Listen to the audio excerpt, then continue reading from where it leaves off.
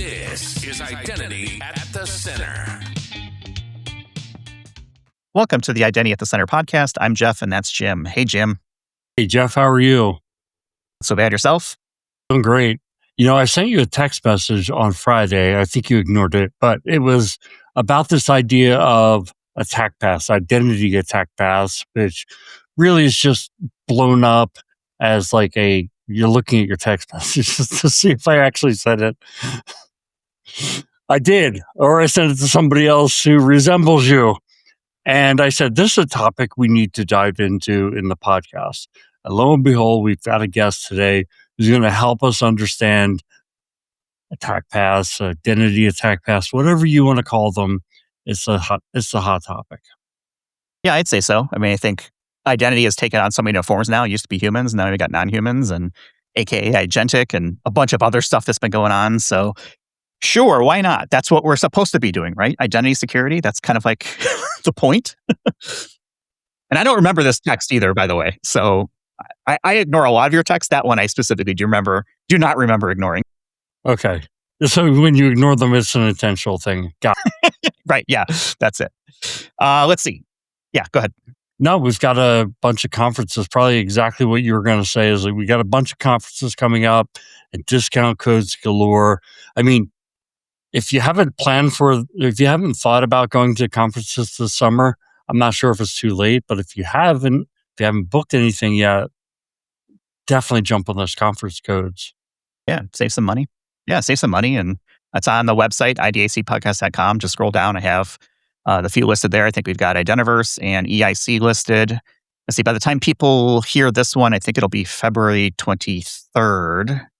And I might be in New York later that week if my dates are right. I'm trying to remember the dates we have, but I'll be in New York for the Cyber Risk Alliance, the Identiverse, or not Identiverse, but it's like a cybersecurity summit there. And I'm moderating a panel, and then I'm in Chicago the week after that too. So if you're interested in attending New York or Chicago, let me know. I can pass you along a discount code via LinkedIn. So, yeah. So identity security, we're going to talk about it today. We've got our guest. He's been with us before, Simon Moffatt. You probably already know him as the founder and analyst of the Cyber Hut. He's also a fellow IAM podcaster for the Analyst Brief podcasts. And welcome back to the show, Simon. I don't know if you can hear that. We're actually having a fire alarm. Just as we start the podcast, we are having a fire alarm going off. So I don't know whether that's real or not real. But I guess we'll see how that evolves. But it's great to be back for as long as I can be here for, certainly. Well, I love the fact that the alarm went off because we are talking identity security, and what better way to make an intro, Simon? I think you planned this. It was literally as the word security appeared there, it started doing the thing. So let's give it a few seconds, and hopefully it might disappear, and the security situation may have resolved itself. But it's great to be back, and great to be talking about something which I think is hugely important and hugely in vogue as well. Yeah, so there's a lot going on in the space, and safety is paramount here. So if we detect heat in your area, feel free to drop. But we'll keep going until either you're charred to a crisp or decide to vacate the premises. Why don't we start with our last conversation? Because you were with us back in episode 347, and you were working on a book. How did that book go? And for people who aren't familiar with that conversation, go back and check it out. But maybe give a quick plug for what the book's about and how it went. Yeah, absolutely. I might have one here actually. So those are looking in colour. Look at that. Stick it on there. So this was my second book actually. So this was IAM 2035. So the idea was trying to look at where's identity heading to 10 years from now, a decade from now, which is a long time in any technology field. Technology is changing hugely with the advent of AI. So a decade seems a long time. And the idea of the book was to really try and not just give some pithy predictions around what may happen, but sort of educate not just identity practitioners, but all of the non-identity world as well. So data, cyber, business owners, application owners, developers, all of these other stakeholders who are now really interested in what identity is, where it's been, what problems we have, and obviously what technologies and solutions are going to exist 10 years from now. So that was a release, but yeah, about sort of early part of 2025, which was absolutely super. And as always, these things, they're a long burn. The idea of any book is, my first book was looking at consumer identity, sort of 5 or 6 years ago.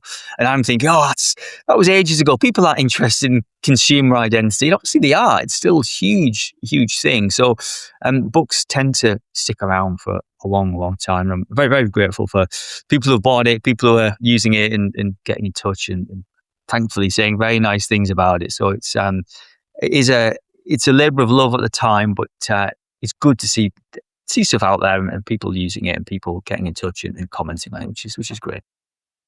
So books are kind of like a time capsule, right? Almost kind of like this podcast, and I'm sure the podcast you do with Arthur and David, they will live forever, and people are going to look back on this time and think, "Wow, what Neanderthals these people were when it came to identity and access management."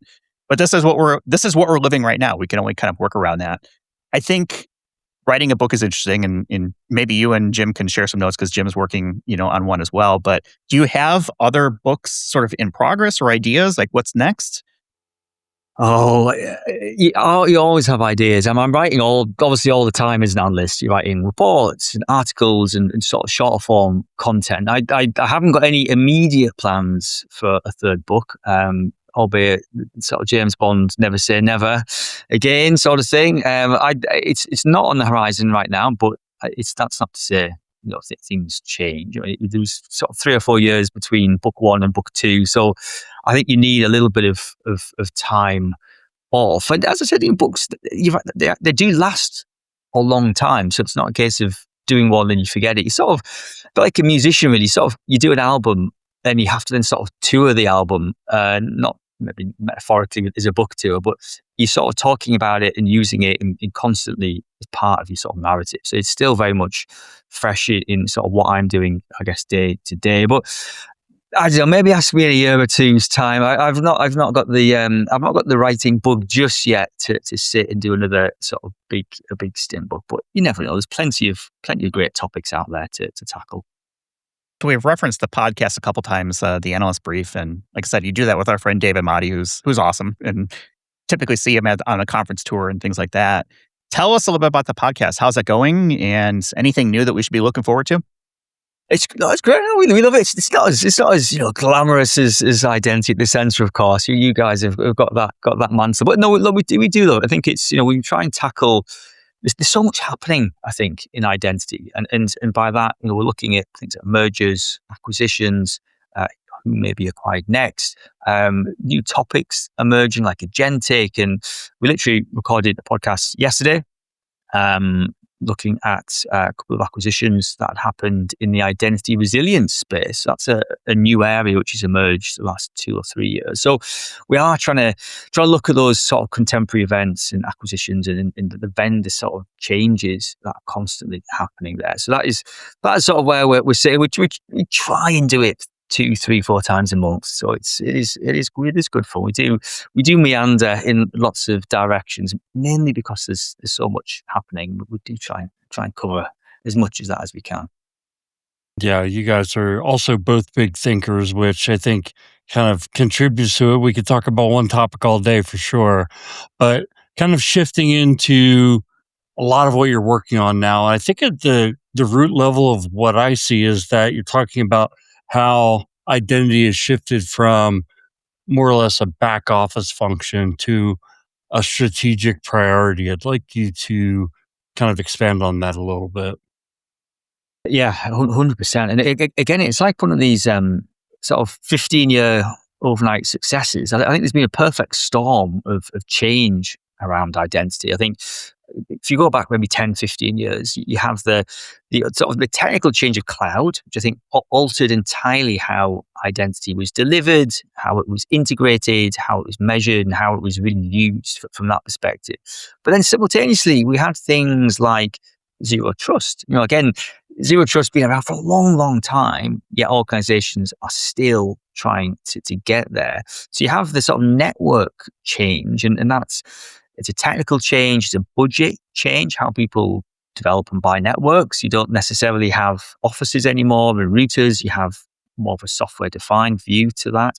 Endpoint security's changed, data security's changed, and all of those technical pillars are hugely reliant upon identity being successful and identity being available, identity integrating effectively. So suddenly it's gone from being the LDAP guy in the corner, and I was that LDAP guy doing the VEL 25 years ago, and nobody cared about that stuff really unless it was not working effectively. And then nobody can log in. Where's the LDAP guy? Get this fixed. Whereas now it's actually, well, customer identity is really important, and fraud and zero trust. And then we have data security. So there's all of these other areas which are massively reliant on identity being effective. So it suddenly has changed from being tactical and reactionary to being strategic and an enabling technology. It helps revenue, it helps productivity, it helps staff gain access to the right things, helps with supply chain. So it just has more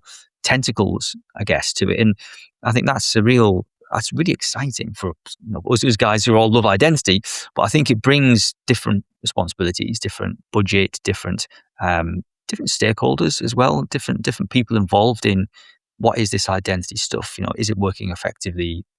What can it do for me, essentially? I think that's where that has changed. And I guess to answer your question, it isn't just one single thing. I think there's a set of forces happening which have essentially moved it to being this big sort of Super Bowl halftime singer instead of being just the guy doing a few songs in a pub. It's like this, it's the massive attention on identity now, which is that brings some challenges, I think. Yeah, I think that you said identity as an enabler, and that to me is at the core of it being strategic. There's also the balance of a lot of companies need to stay compliant. And in some companies, it seems like that's all there is. What do you think the mistake is that they're making? Again, this is multifaceted. I think it's often back to the case of not really knowing what identity is doing. I think, and that's quite a complicated question to try and unpick. And by that I mean, if you are, say, you're a retail bank, pick something relatively benign, I suppose. How is identity helping and hindering that bank? Is it helping the staff do their job? Is it helping them being productive? Is it helping them sell more retail bank services to customers? So you sort of work out where identity is working and not working. And I think unless you do that, you end up with just these reactionary technical choices and technical investments. The same as used to buy, I don't know, something like databases maybe 25 years ago. You looked for the cheapest one or the one that could store the most, or it was often quite a small technical commodity sale. And I think if identity is sort of seen as just this infrastructure thing that we invest upon, and then every 6-8 years we'll redesign, I think that is that sort of legacy mindset, I think, where not really seeing the benefits a successful identity program can develop. You end up being quite reactionary, sort of constantly reacting to cyber threats or reacting to business requirements, or you're not really strategic in what identity is trying to achieve. And I think that can be quite difficult to unpick, I think. Yeah, this idea of strategic identity, I mean, I think it really jumps off the page when you're talking about customer identity. So, creating an experience that is fully integrated based on the identity and kind of just knows what the person needs to access and kind of pulls it all together. On the back end, the company can kind of see like, what is this identity's full relationship with our organization? I'd like to bounce it back to you. What are some of the other things that strategic identity stand for? That's a really good concept there, because you're absolutely spot on. Because in that customer world, we were all customers, you see, and that's the quite interesting thing. So we all have opinions around interacting in a shop, buying something, customer service. If you like a product or a experience, you tell your friends. if you don't like it, you also tell your friends. So you're going to be doing the sort of the recommendation sort of thing there. So we're all familiar with customers and consumers and even government services, really. And identity in that ecosystem is quite it's quite transparent if it's working or not working. You know, if you're trying to buy something online and you have that shopping cart experience, but then you're just about to pay and it asks you all this stuff about who you are and your favorite color and your dog and your cat and your address, and it's just like, whoa, I just want to buy a pair of shoes or something. So identity in that instance it's really transparent and it's really obvious if it's working or not working, you know, to the end user at least.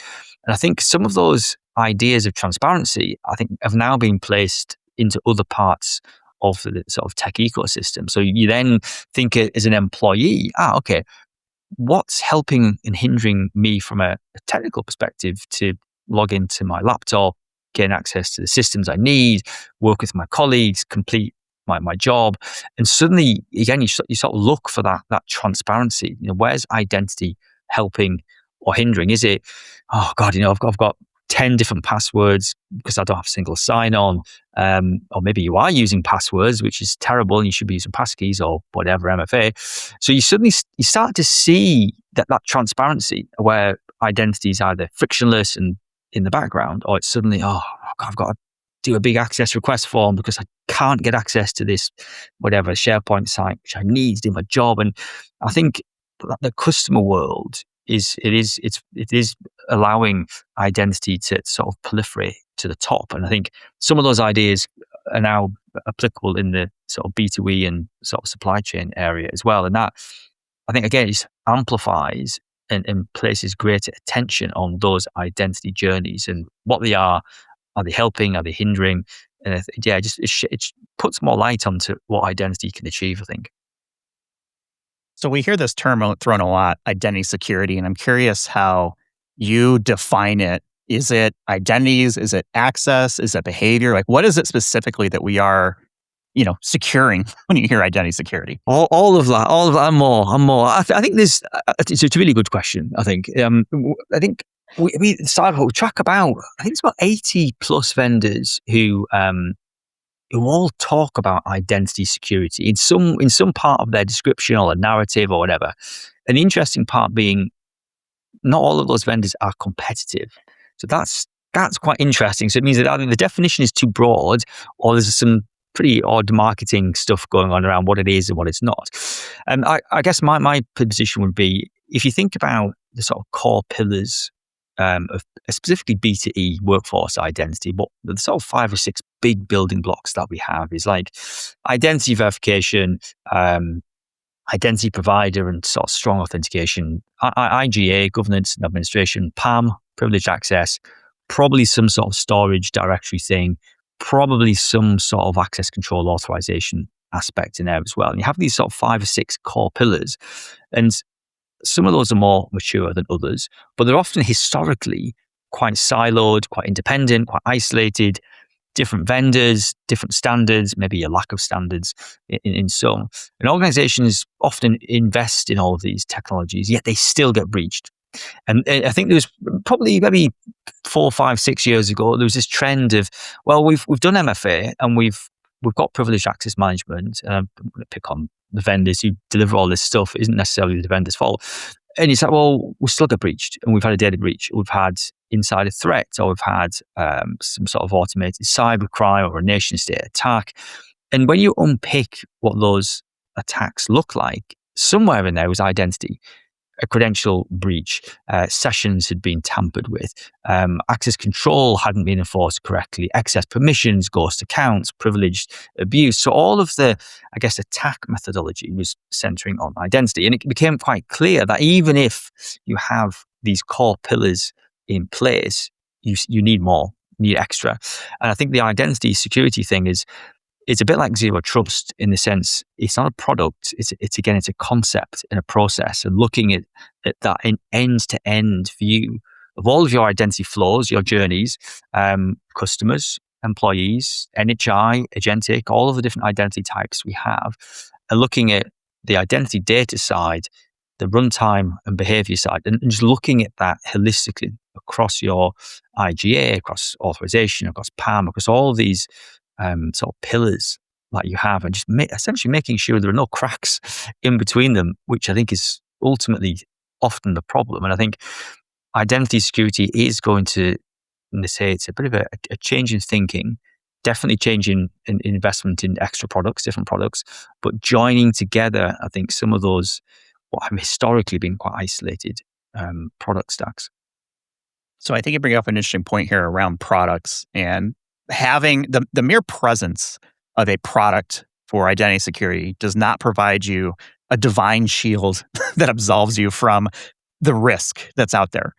It's things will get through, and just having a product isn't the solution, right? You have to have people, process, and technology, and you have to have layers. And even if you have everything in place, there is still a chance, maybe reduced, but there is still a chance that someone will get through. Is that fair?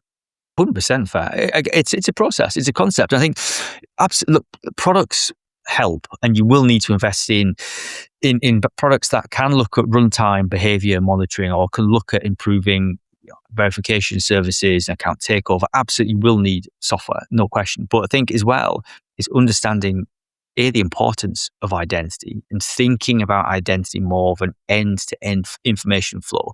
And again, the other way to think about this is, how would an attacker think about this? They don't care that you've invested in a really top-notch privileged access management system or a nice governance system, and you're highly compliant. They just care, well, I want to go from here to there. I don't really care which identities and accounts I use. I don't care whether there are, whether it belongs to Simon, Jim, Jeff, the admin. I just need to get that data, and I'm going to get to that data irregardless. And I think those sort of more flexible information flow ways of thinking like an attacker is not something identity has been familiar with. The join and move a lever process, it wasn't built for security. It was built for productivity. It was built for automation, built to improve staff getting access to downstream systems. So it wasn't built with that security mindset in play. And I think now, because identity has become more important, more of this enabling tech, it's just absolute natural evolution that the bad guys are just going to target identity, because it's the effort reward ratio is massive. Why target a single database when I can target the directory, and the directory contains whatever 50,000 identities and stuff like this. So I think as identity has become more important by design, it's going to attract adversarial activity, both inside and external adversarial activity. And I think that's where you suddenly start to need those different approaches. And one final thing I'll add is, it's we do have to explain what it is and how it works. But I think if you look back in time at things like networks, you then have network security. If you look at endpoint management, you then have endpoint security. You look at data and data storage, you then had a huge multi-million-dollar industry for securing Oracle databases and other. So it was all that tiered database security on top. I think it's this evolution now that we have this identity stuff, which was infrastructure originally. So you need to protect it, and now you have an identity security problem we need to deal with. So a lot of people may or may not know, Jim, that you and I actually do consulting during the day. And a lot of the stuff that we focus on has been like strategy and sort of assessment. And I'm curious, Simon, what is a clear signal that you see that makes you question an organization's identity posture? Because I certainly have thoughts of this, and Jim, I'm sure you do too as well. But it's like, okay, what's something that like jumps out? Like, oh, okay, we definitely have concerns here. There are a few. I think there's a few sort of meta ones if you zoom out a little bit. And one's just back to that reactionary angle around identity management, not necessarily IAM, but the management of the identity infrastructure. If it ends up being quite short term, tactical, it's not necessarily in line with and in sync with what the business is trying to achieve. I think is one quite big red flag, because it shows that identity isn't seen either as being valuable or important, or it's not being measured effectively. So people don't really know what identity is doing. And I think that those two are quite sort of meta, quite high level, and not necessarily security centric. But if the business doesn't really know what identity does, it's probably quite unlikely it's going to have the correct levels of protection against it. And then if you then sort of look at the day-to-day management of the identity world, if it is being quite reactionary and quite, it is responding to things in that short term basis, I think that is equally quite a big giveaway. But you want to be looking really at that end to end flow of identity. Where do your identities start? Where are they being stored? How are they being used? What systems do they access? What systems have been integrated to the identity world? So it's a lot of sort of mind mapping, if you like, or planning out what the identity landscape looks like, it is going to be infrastructural components, but also the systems involved and where identity is working and not working. I think being able to just have those types of discussions, they're really good indicators around how identity is seen within the organization and how it's working effectively. And is there a sort of strategic view around protecting it and making it have the level of security it needs? You brought up attack paths and the attack lifecycle, but you're not going to pull me away because I do want to ask a question about identity security, which is, I think we're starting to design, as practitioners, our strategic plan, our investments around identity security tools, and we need a way to show the metrics that it's actually making things better. So my question to you is, what should that be? And are there often overlooked areas where we're not showing that ROI? Yes, unfortunately. I think so. We built something at the CAEP probably about 2 years ago, I guess, called the Identity Security Scorecard. And it's about 50, 60 different sort of data points where we sort of go through, and it's part of its self-assessment. So the organization or whoever the admin can go through and they can fill in some responses there around basically how well do they understand their identity security posture. And this is looking at things around visibility. Do you understand where your identities are located? Can you tell me your high-risk identities? So, well, first of all, what's a high-risk identity? And so there's lots of little nuance in there around visibility, understanding where identity is located, how are they being used, what systems are being interacted with. Then there's areas around protection. How do you protect your core identity world? And that's looking at all the standard sort of best practices that sort of we guys know around strong MFA, least privilege, removal of ghost accounts, all the stuff which is sort of good practice there. But then you start looking at detection. Can you detect malicious behavior, whether it's end users doing bad stuff, whether it's administration, misconfiguration. So you want to try and detect things. Then there's a whole set of areas looking at response.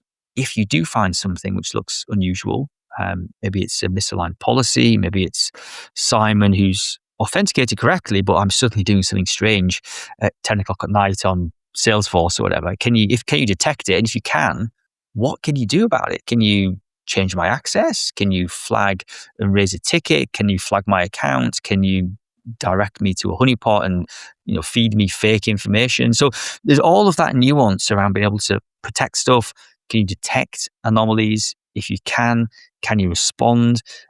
And then you have the feedback loop around, okay, you found some bad stuff. Can you change policy? Can you update your security policies and procedures and controls to make sure that those identity vulnerabilities are not going to get exposed again in the future? So I think to answer your question, there's again, it's that broad sort of set of areas to look at. And you're looking at that level of both technical and process understanding. And I think with metrics, it is always good to not use them in a scary way, but use them to identify where risk is in the business. Is it risk in technology? Is it risk around a lack of coverage in visibility? Is it lack of coverage with multi-factor authentication? Is it you have a poor understanding of your non-human identities? So it's sort of trying to understand what you don't know, I think, is actually quite an important part of that. And there's no shame in that. I think that's part of that risk analysis process, and it's part of that. Okay, this is what we know. This is stuff we don't know. That to me is a risk, and then you can obviously go and sort of manage that and do something. I feel like it's important that we don't end up with this FUD factor, right? I've heard this in the boardroom where it's like, they're afraid of that you're just throwing FUD at them. Like when you talk about things like we're going to talk about in a minute, the attack lifecycle and potential negative outputs that come along with that. How do you avoid it being looked at as just FUD?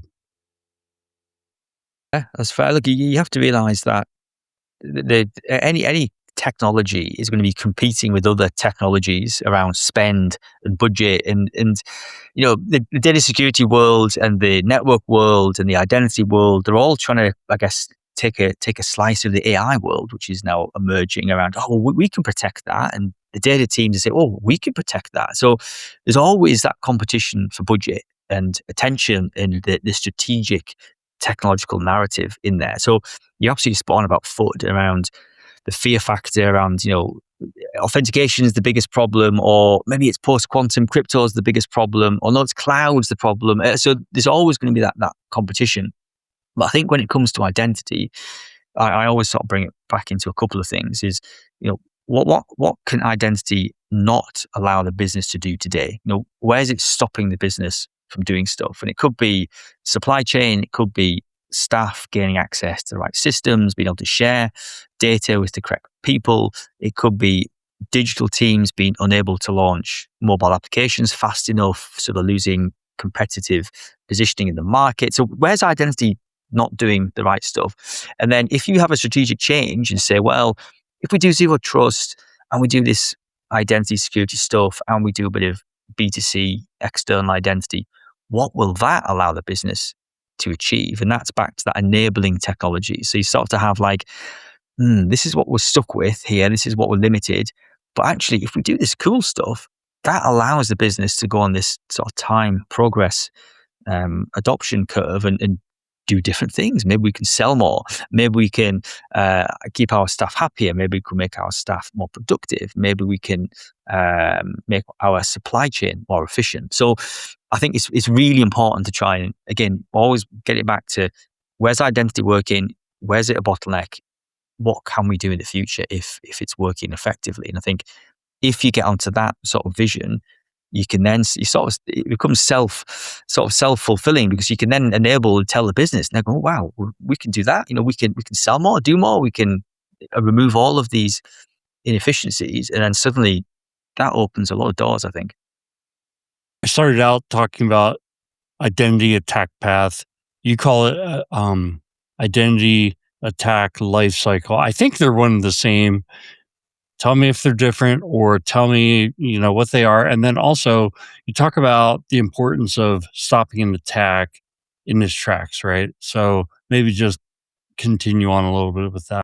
Yeah, for sure. So, the identity attack lifecycle is interesting stuff. So I think, back to what we were saying earlier around, as the importance of identity is increased, the bad guys know that. So that they home in on that, where the effort versus reward ratio is the highest. And the attack, you've got to think of the attack coming from both internal staff, unfortunately, that does happen, insider threats, fraud, so on, as also the external adversary. And that could be anything from the automated sort of script kiddie stuff right the way through to nation state, zero-day exploits and advanced persistent threats and the like. So as soon as identity becomes this target, you need to think about what does that really mean? And if you look at things like MITRE ATT&CK, which is the sort of general cyber way of thinking about that cyber attack lifecycle, if you apply that to the identity world, it's exactly very similar sort of construct. It's going to have a start. There's going to be a dwell time. There's going to be some sort of privilege abuse or privilege escalation,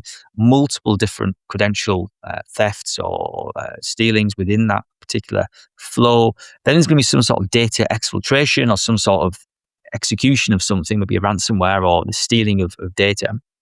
And then obviously, hopefully, the bad guys are caught and found and they disappear. Now, historically, that life cycle has often been focused upon logs. Now, the reason I say that is that people, once it's in the logs, ultimately, the stuff has already happened. The bad guys have done their bad stuff. It's in Splunk or whatever, your logging system, syslog, all this carry on. If it's in the logs, the stuff's already happened. And I think we're sort of conditioned to think about stuff post-event, retrospective. The attacks happen, ransomware's happened, we've had a data breach, customer records have been stolen.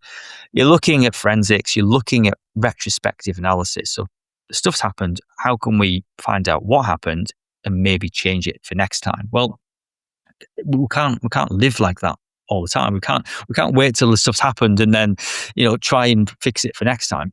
Attacks are happening all the time, continually. And I think the idea of the life cycle is saying, okay, where can identity help here? Maybe it's through identity hygiene and best practice of cleaning up permissions, policies, ghost accounts, orphaned accounts, all of this sort of carry on, which is quite preventative. You're trying to prevent something from happening. But obviously that isn't enough. Something's going to get through the net there. So then we start needs looking at runtime and behaviors and the intent of the identity or the account itself. And I guess the idea with the attack lifecycle is trying to say, look, let's try and identify the bad stuff before it gets to the end, before it gets into the logs. And can we do something just before it completes, really, and trying to say, look, with our detection engineering, with our ability to look at runtime, can we find suspicious activity, malicious things, use composite risk scoring and try and find that actually that looks dodgy. So let's do something about it. Let's remove the session entirely or reduce the session lifetime.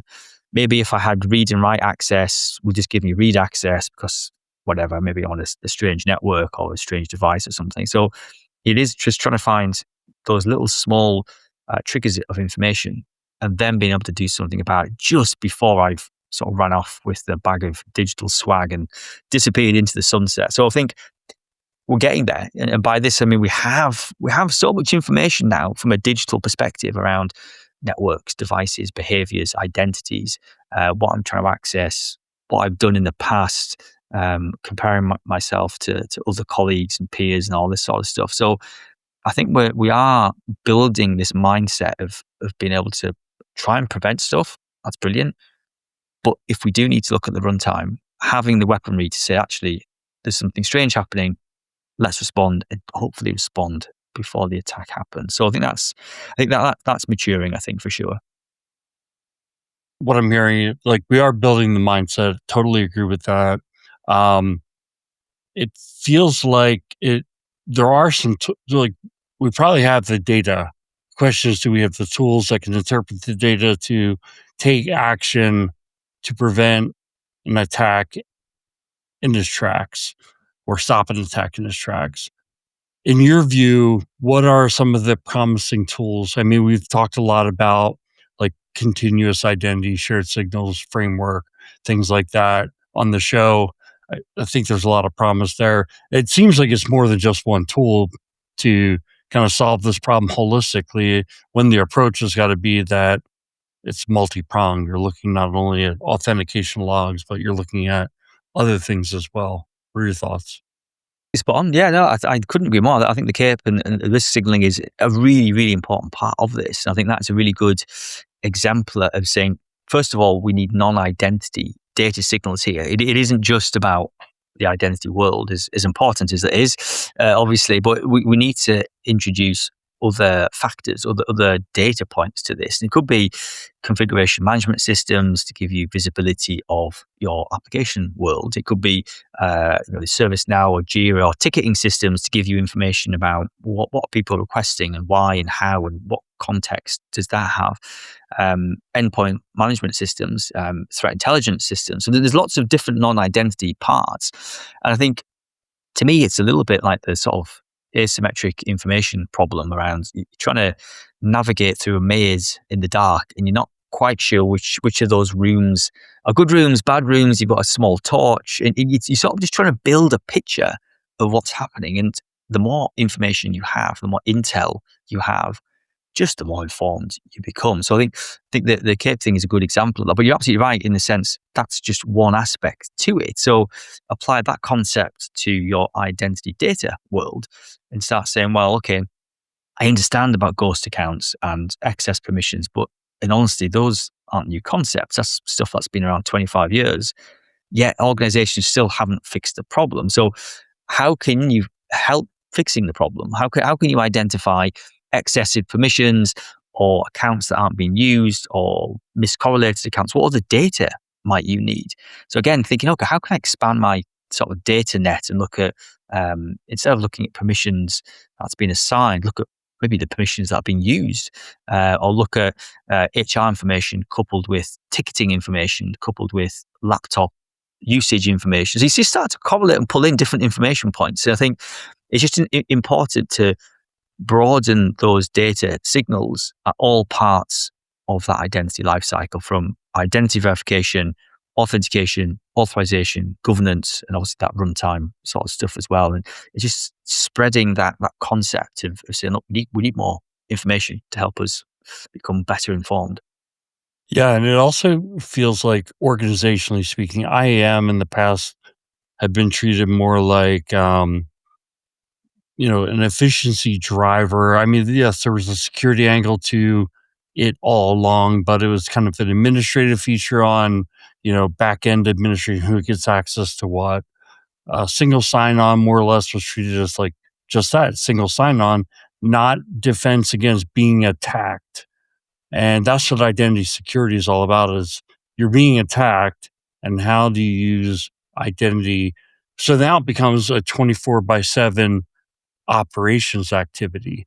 Can you talk a little bit about how you see that manifesting, and does that mean there are additional stakeholders in the identity world? Yes, in short, absolutely spot on. It does become more omnipresent, constantly on, and not just from a security side as well. Constantly on because it's going to be constantly changing. So administrative functions need to be constantly on, and by this I mean not just 24/7, but being able to make changes from a whole host of different sources. API, command line, policies code, infrastructure as code. All of that sort of automation needs to be always on as well. I think the security blanket, absolutely, and this brings some interesting challenges, I think, because spot on, the identity wasn't seen as security enabling. It was 9 till 5, join, mover, lever, productivity. But now it has to take on some of the constructs of the security world, namely, can you discover and have visibility of all of your identity stuff? And it's quite interesting when you sort of often speak to CISOs and they go, well, can I just press the discovery button on the identity thing and just tell me where all your identities are?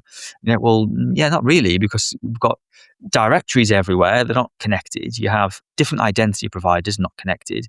You probably have accounts and identities embedded within core systems that are just not even managed entirely. So, it's inherent to things like network technology that you have discovery, and that's how networks work. Routing protocols, open shortest path first, all this sort of stuff. It's all discovery led. Identity is not like that. It was process and structure and waterfall, and it's a different sort of mindset. So you're absolutely right. It is 24/7, and I think it does introduce security operations. It looks at not only responding to security incidents and how you can fix identity as part of that, but obviously, as I was saying earlier, what can we do during the attack? Who's going to be involved in that? It is going to be that security focused layer. And again, security architecture, how can identity help with the confidentiality, integrity, availability sort of triad as well? So different stakeholders, they're all going to have slightly different needs, but I think that's positive. I think it helps identity become more match fit, if you like, more match fit for the modern world, and be more adaptive and responsive and integratable and things like this. Okay, so let's pivot to the AI@thecenter.com question. We joke an awful lot about AI, and yes, that's a real URL, and yes, it will point you to this podcast. I guess with agentic AI, right? This has been sort of the hot button thing for probably for a while, but I think really sort of in the consciousness of identity for probably the last 6 months or so. What does that mean for identity strategy, identity security, and other similar terms?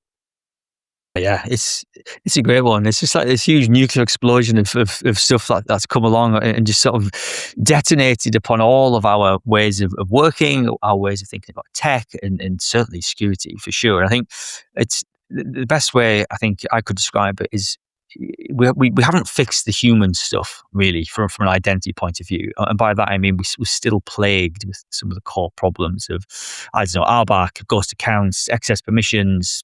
Nobody does MFA properly and all these sorts of things. And then 3 or 4 years ago, we had the more a bit of a more focus on machine identity, service accounts, looking at sort of APIs and workloads and a bit of privileged access stuff in there as well, and machine-to-machine comms. We haven't really fixed that either, because that's got this big hockey stick curve of numbers and huge issues with the credential rotation, and there's no HR system for workloads and non-human identities.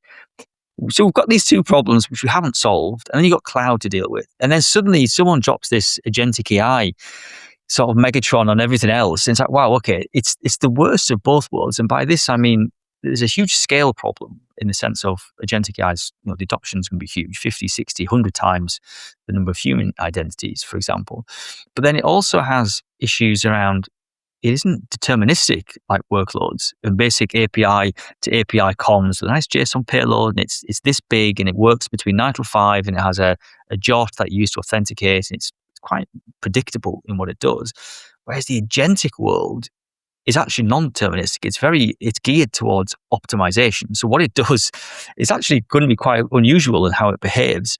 And often that's quite legitimate because it's there to optimize and improve and learn and everything else. So it's generating requirements that we haven't even solved for human and non-human. And then suddenly we've got to do it for agentic. So there's a whole host of different ways to deal with that. I think absolutely it looks like it's going to get characterized as a different identity type. So it's neither human nor non-human, first of all. I think that's quite a nice concept to consider.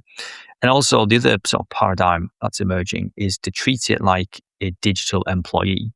Now that is subtly quite interesting, because you wouldn't, well, maybe you would trust your colleagues with your passkey and your credentials and your Active Directory logins. I personally probably wouldn't.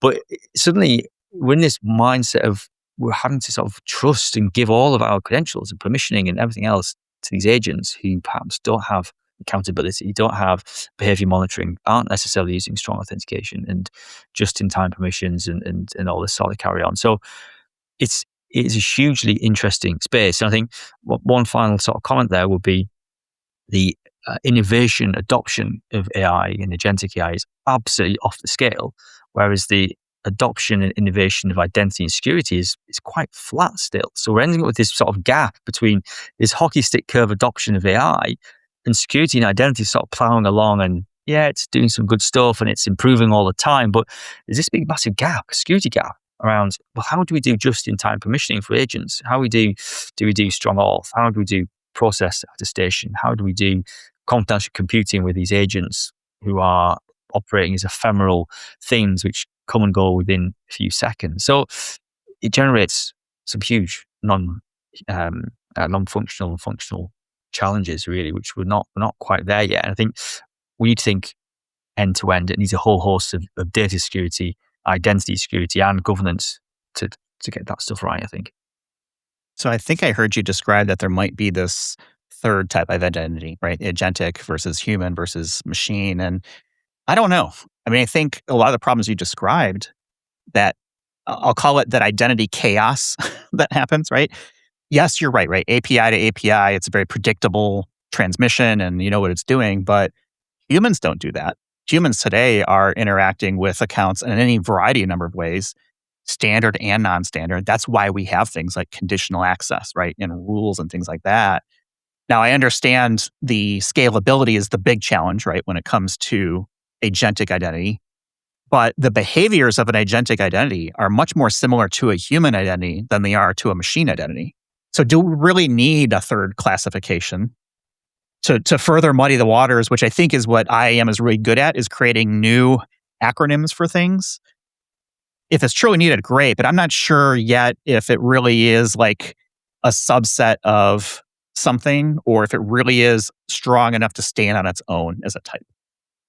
I guess the counterpoint is we're still struggling with solving those human problems, aren't we? I think if we'd solved them and we had a really good sort of mature way of saying, actually, yeah, do you know what? It is just a subset of what we do and it's fine. I think because that isn't the case, it's almost like a cascading problem. So you have a ghost account in the human world multiplied by a long-lived credential in the NHI world. That just cascades into a much bigger thing. And I think the big agentic question mark at the minute is all about accountability and traceability and directing that back to some sort of carbon life form. And I think because we haven't been great at solving these problems for other areas, it's like, do you know what? I think we need to have a really grown-up conversation about how do we manage this, because you're going to need different tools. You're going to need different architectural patterns, because the architectural patterns we've had in the past, even the sort of PDP, PEP, just in time, zero standing privileges, we're not quite there yet, because if we were, a lot of these issues in that attack life cycle stuff will probably disappear. And I'm an advocate for saying we should. I'm just based on observations around how this sort of industry is heading there. And I think we need some real conversations around who needs to be involved in protecting AI. And it isn't just tech. It's going to be governance. It's going to be ethics. It's going to be legal.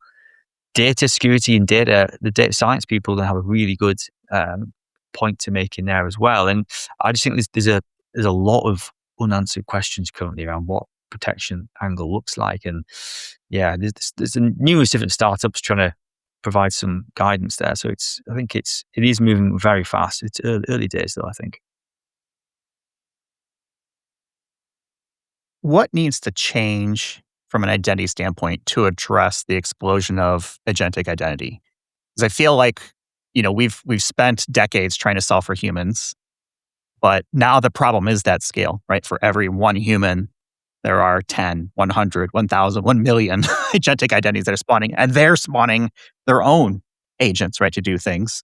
So what is it that you see over the next maybe like 3 to 5 years where it's like, okay, we really need to think about the way we are addressing identity and access management as a whole to counter that? I think there are some positives, though. I sort of painted a big gloomy picture. I think there were some huge positives. I think the first one is actually use AI to fix some of those human problems I've been describing. So using AI in a much more focused and condensed way to say, actually, do you know what? Our identity and access management world is good, it's growing, it's incrementally improving, but we could use AI to actually fix a lot of the governance issues, fix a lot of the broken groups in Active Directory that don't have descriptions, fix all of the access requests, access review compliance issues we've had for decades and decades because nobody does that properly and it's ineffective. And use AI to sort of maybe fix and tighten up that human-centric stuff, make that match fit. I think by doing that actually frees us up as industry experts to say, actually, you know what? Conceptually, we can then start to apply some of this stuff to how we do strong authentication, just in time, runtime policy enforcement for agents. So I think the concepts are there. I think there's definitely a bit of issue around technically what that looks like, which I think in honesty is probably quite an easy thing to fix. But I think currently the big issue is that discovery, visibility, ownership thing. What's happening with AI in my organization? Where's it being used? Why is it being used? What's the value? And then look at doing the sort of security on that. And hopefully, you mentioned 3 or 5 years. I think maybe hopefully 5 years from now, it's a much more proactive thing. And it isn't just a case of sort of wrapping security on stuff afterwards. It's more about adding in those core concepts every time you build an agent or deploy an agent, and it has strong auth, process attestation, trusted work environment. It doesn't have access permissions, or you can identify when it does. So I think the concepts we all know. I think the concepts exist. I think it's just applying them in a slightly different sort of environment, I think. I mean, when you released your book, I Am in 2035, I was like, this guy's got guts. He's got guts. So I've always kind of had the base premise that identity follows the technology.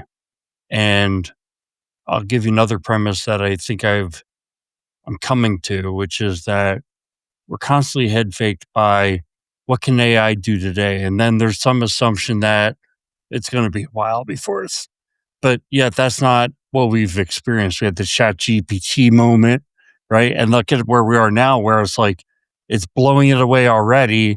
And if the real futurists, which I don't consider myself one, are right, we reach kind of the singularity moment in the near future. And singularity, for people who don't listen to this garbage all the time, it's when the AIs are as smart as the people, right? generally speaking, that's the term. And Jeff's nodding no, so he can correct me, but that was my understanding. Anyway, where I'm getting to with this is, it feels like it shakes the core of what enterprise IT might be 3 to 5 years from now. In fact, it might shake the core of what an enterprise is 3 to 5 years from now, right? We have this assumption that all these thousands of people are going to come to work for a company when the futurists are saying 50% of the white collar workforce is going to be eliminated. And when you think about a lot of enterprise IT applications, let's just call them SaaS, I think I'm oversimplifying. Doesn't really matter what the delivery model is. They're mostly built around people doing a job, right? And if you're talking about agents doing a job, do they need these tools? Do they need an HR system? Do they need a CRM system external to the large language model itself? To unpick there, Jim, crikey. I think nobody knows where it's heading. I do think that's a little bit scary as well. I think I'm not necessarily saying it's all doom and gloom, but I think the potential is unknown, and I think that in itself is quite a scary thing. I think it will transform. Lots and lots of jobs will change and alter, absolutely. But I do think there's also that more fundamental change and shift around how we do business, how we work, how we interact with people, how we do things. I'm not quite sure anybody knows what that quite looks like yet, but I think a lot of it is going to be based on trust. Can you trust this thing, whatever it may be, to be a friend, do something, act on your behalf? Maybe you're interacting with it or with this whatever combined set of agents, and then trust is a huge part of that. And to get trust to work, you need to have identity in there, both physical and digital identity, for that to work. So I think identity has a real fundamental part to play, irregardless of what that looks like. I don't think it's going to look like the identity of right now with the stuff we have. But I think the concepts, the physical concepts that we have as people, how we interact with each other, how we trust each other, how we respect and listen and interact, somehow you're going to have to try and translate that to the digital world. And I have no idea what that looks like. I mean, it sounds a little bit scary, but I think it is coming very rapidly. I think that's probably the only thing we can predict, that it's coming too quickly, and we probably won't be fully prepared, and we'll have to do what humans always do, and that's adapt and figure it out. I mean, I'm always an eternal optimist. I don't think it'll end up in sort of robot wars. But one thing I will add actually is that maybe AI is the only thing that can secure AI. If you think about where that singularity goes to, and the way you design and define systems, it maybe isn't a human that has to be able to do that. It may be an AI system is the only thing which can operate on the same frequency, I guess, to be able to protect that. So that'd be my prediction if I was going to ever write another book. Identity at 2055, if we're all here then, who knows? Well, it worked for the Matrix, so I'm sure it'll work, for real life. So we're all good with that. I always learn so much, Simon, when we talk. And, I want to wrap up this conversation with maybe learning a little bit more on the conference side of things, because Jim and I are headed to EIC in Berlin in May. And then we've got another conference in Las Vegas with Identiverse. And last year was my first time going to Berlin and really enjoyed it. And I hit Amsterdam after that, really enjoyed that as well. And I'm curious if you have any tips for Jim and I, our second time going to Berlin, and maybe parts unknown throughout EU. What should we be thinking about as we head out this summer? Enjoy it. Europe is fabulous. Europe is... It's very small in some respects, and by that I mean within sort of 2 hours you can have a multitude of different cultural experiences, languages, food, drink, and other. And I think that is the absolute beauty of living in Europe. I live in the UK, obviously, but Europe is a real big part of my view and vision of the world. And it's multiple things. I would take every opportunity that you can and sample all of that culture, because it is fabulous history of Europe. I think it's good. In Germany, Berlin, there's some great bars in Berlin. There's some good bars in Berlin. I'm sure we can do that offline. But embrace it all. It's brilliant. Well, give me something specific. Like, what's a hidden gem that you want to promote or let people be aware of? Like, hey, this place is great, and maybe not a lot of people know about it. I mean, we have people all over the world who listen, and maybe they're familiar with it, or maybe they're getting ideas. Like, oh, next time I'm in that area, Simon said we got to go here. I'm not going to be at AIC, I hasten to add this year. So I guess if it is it in Berlin this year? Is it? It's in Berlin. A German Keller beer or a wheat beer will be my go and hunt out a really good Weiss beer in a German cellar bar. So it's got to be an underground bar. It can't be on pavement level. Underground. I'm not going to give a particular name, but there are some that exist and they'll have little candles on the tables, and they'll be very small, and they'll be open from about 5 p.m. onwards in the afternoon, and they're the best places. They're the best ones. German Weiss beer in underground bar with a bit of old-fashioned techno music going on the speakers. That to me would be. You'll probably find me somewhere a shady little bar like that. That'll be my end of conference day. I think that'd be my tip. Sounds a little bit similar to a place that I went. So shout out to John and Matthias, who I went out with, and it was a bar, pub type place underneath the train tracks. Right. And, we had wheat beers. Weiss is typically if I'm going to drink a beer, typically it's going to be like a Weiss, something like that. And then pretzel and sausages, and just kind of sat in this pub and just hung out and relaxed. And it was great. Was it an underground pub? It wasn't underground, but it was directly underneath the train tracks in Alexanderplatz kind of area. I don't remember the name of it, but it was a similar type vibe, not directly underground, obviously, but that's good. It is close. That's a good starting point. Yeah. Okay, so that's like the newbie version of that. To progress to the underground, and then you would have ticked all of the. I think if you drink too much, you might progress too far underground, and then you got a different problem. That's tomorrow's problem, though. Jim, do you want anything to weigh on here? I mean, I would just say that, I'm thinking about our trip to Europe, and I'm thinking the culture and the lifestyle. I mean, they've got it in spades. I think our trip to Vegas is going to be very different. Vegas and the Berlin scene are very different, but I enjoy them both.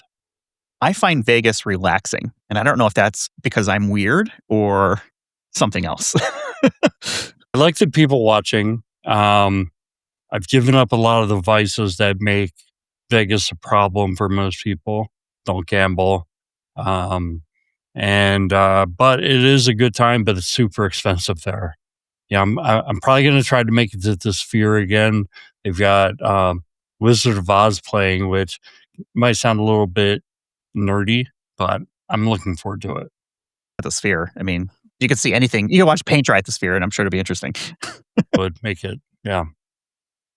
All right, let's go ahead and wrap it up there for this episode. Simon, thank you so much for joining us. As always, it's a pleasure. We'll have links in our show notes for people to check out. So we'll have a link to you in LinkedIn, so people can reach out with either recommendations for underground bars or, AI, tomfoolery, or whatever it may be, how we want to work through that. I'll have a link to the Analyst Brief podcast as well in our show notes. People can check that out so that you and David continue to do a great job with that one. And yeah, we'll have links to us. Well, so reach out to Jim and I. We're always looking for ideas for shows and questions, comments, concerns, and all that good stuff. So idacpodcast.com. Don't forget our discount codes. And yeah, that's it. So we'll leave it there. Thanks everyone for watching and or listening, and we'll talk with you all in the next one. Guys, thank you. See you soon. You've been listening to Identity at the Center. We hope you've enjoyed the show. Make sure to like, rate, and review. And we'll be back soon. But in the meantime, hit the website at identityatthecenter.com. See you next time on Identity at the Center.